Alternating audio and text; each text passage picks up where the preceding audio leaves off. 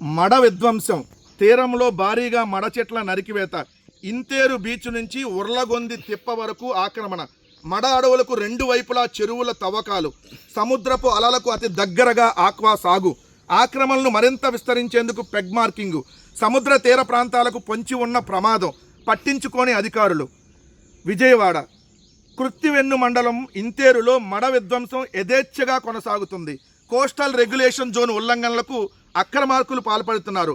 మడ అడవులను దాటుకొని సముద్రపు అంచులను తాకేలా రొయ్యల చెరువులను ఏర్పాటు చేస్తున్నారు. చెరువుల గట్లు సముద్ర తీరానికి అత్యంత సమీపంలో ఉన్నాయంటే నిబంధనల ఉల్లంఘన ఏ స్థాయిలో ఉందో అర్థం చేసుకోవచ్చు. భారీగా మడ చెట్లను నరికి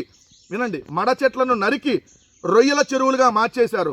కృత్తివెన్ను మండల భౌగోళిక స్వరూపం చూస్తుంటే తీవ్ర ఆందోళన కలిగిస్తుంది. కృత్తివెన్ను మండలం పరిధిలో ఇంతేరు గ్రామం వెంబడి ఉన్న మడ అడవిని దాటుకొని, మడ ఫారెస్ట్ను దాటుకొని సముద్ర తీర ప్రాంతం వైపు అక్రమార్కులు రొయ్యల చెరువులు తవ్వుకుంటూ పోతున్నారు. పెగ్ మార్కింగ్ వేశారు. కృత్తివెన్ను మండలం పరిధిలో మడ అడవులు మరింత నరికివేయడానికి క్షేత్రస్థాయిలో పెగ్ మార్కింగ్ చేయడం గమనార్హం. ఎకరము, 2 ఎకరాలు, 3 ఎకరాలు, 4 ఎకరాలు, 5 ఎకరాల ప్రాతిపదిన మడ అడవిని పెగ్ మార్కింగ్ చేశారు. పెగ్ మార్కింగ్ ఏ విధంగా చేశారంటే సరిహద్దుల వెంబడి మడ చెట్లను నరికివేశారు. మడ చెట్లు లేని ప్రాంతం అంతా సరిహద్దుగా ఉంటుంది. ఇలా రానున్న రోజుల్లో మడ చెట్లు నరికివేస్తూ రొయ్యల చెరువులు తవ్వాలన్న ప్లాను. కేంద్ర సంస్థలు దిగి వస్తేనే దీనికి సమస్యకు పరిష్కారం అవుతుంది. రాష్ట్రంలో మొత్తం మడ అడవులను నరికేస్తున్నారని. మిస్టర్ పవన్ కళ్యాణ్ మడ అడవుల శాఖ మంత్రి. తెలుసు కదా మడ అడవులు అంటే మనకి. ఆ రోజు మేము మడ అడవుల్ని ఏమి ధ్వంసం చేయకపోయినా ధ్వంసం చేశారని ఒక దుష్ప్రచారం చేశారు కదా. మడ అడవులను ధ్వంసం చేశారని ఒక దుష్ప్రచారం చేశారు కదా. ఈరోజు మీరు ధ్వంసం చేస్తుంది. అయ్యా మిస్టర్ అటవీ పర్యావరణ శాఖ మంత్రిగా ఉన్నటువంటి మిస్టర్ ఉపము మాదాపూర్ పవన్ కళ్యాణ్ గారు, ఏమయ్యా మడ అడవులను ధ్వంసం చేస్తుంటే ఏడబడుకున్నారయ్యా? స్పెషల్ ఫ్లైట్లోనా, మాదాపూర్ ఇంటోనా? మడ అడవుల్ని ధ్వంసం చేస్తుంది ఈరోజు కూటమి ప్రభుత్వం. ఇది సాక్షాత్తు వాళ్ళ కరపత్రిక ఆంధ్రజ్యోతిలోనే వచ్చినటువంటి వార్తా ఖాతే జిల్లా పేపర్. ఇది రాష్ట్ర పేపర్లో రాయలా, మెయిన్ పేపర్లో రాయలా, ఇది జిల్లా పేపర్లో. మడ విధ్వంసం, మడ అడవుల్ని నరికేస్తా ఉన్నారు. మీరు మనుషుల్నే నరుకుతున్నారులే, ఇంకా అడవులను ఎందుకు నరకరు? మనుషుల్ని నడి రోడ్డు మీద నరుకుతుంటేనే దిక్కు లేదు ఆంధ్రప్రదేశ్లో.